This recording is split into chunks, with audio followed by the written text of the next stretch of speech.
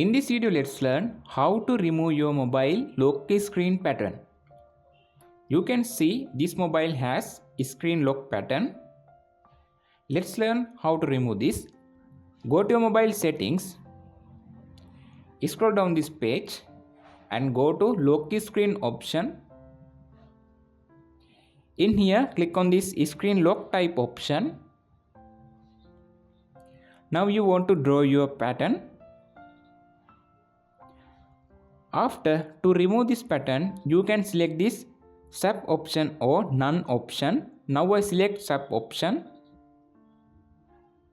Now we successfully removed pattern on our mobile lock screen. Let's check it now.